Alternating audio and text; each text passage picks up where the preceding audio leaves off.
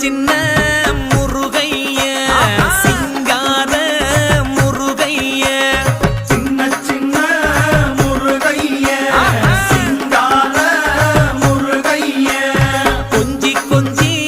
தமிழ் பேசும் செந்தில் பட்டி வேலனவ கொஞ்சி கொஞ்சி தமிழ் பேசும் செந்தில் வடி வேலனவ சின்ன சின்ன முருகைய சிங்கார முருகைய கொஞ்சி கொஞ்சி